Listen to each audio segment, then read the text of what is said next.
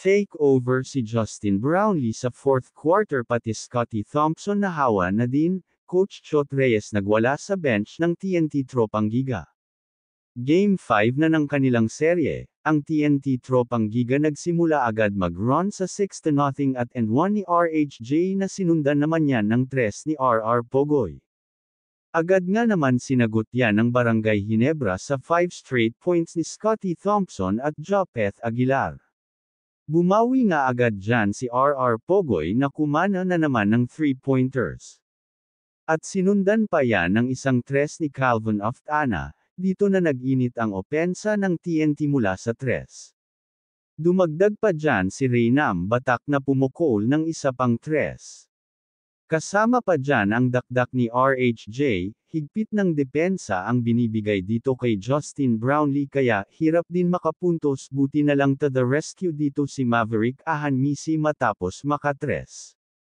Kaya naman 7 na lang nakalamangan ang babaonin ng TNT Tropang Giga sa pagtatapos ng first quarter 24-17. Pagpasok ng second quarter agad nga naman nag-run dyan ang Barangay Ginebra sa 5-point straight mula kay Scottie Thompson. Dinagdagan pa yan ni Maverick Ahanmisi ng 3 na magkakasunod.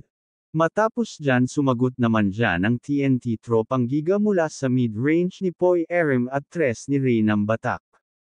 Duguan naman si Jopeth Aguilar matapos mahampas ni Poy Erim kaya technical ang tinawag dyan ng referee dahil sa second motion. Naitala din ni Justin Brownlee ang kanyang puntos mula sa kanyang jump shot at samahan pa ng 11 rebound.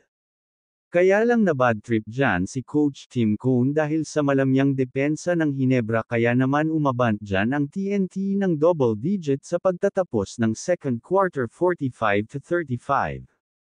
Pagkasimula pa lang ng third quarter, agad nga naman tumawag dyan si Coach Chot Reyes ng timeout matapos maibaba ng Ginebra sa 4 ang kalamangan nila. Dito na nga nagwala si Coach Chot Reyes dahil sa hindi nagustuhan ang inasal ni Poy Erim. Pagbalik nga dyan dito na nag-take over si Justin Brownlee kaya naman nakuha na nila ang kalamangan 51-50. Nagulat na lang ang buong Ginebra fans nang biglang pinasok ni Coach Tim Cone si LA Tenorio.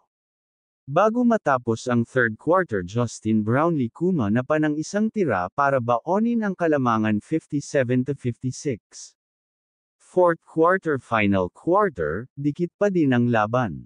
Dito na nag-take over si Scottie Thompson matapos ang kanyang 3 sunod na basket kasama pa ang layup niya nito. Kaya umabante na ang Barangay Ginebra dyan ng 3-69-66.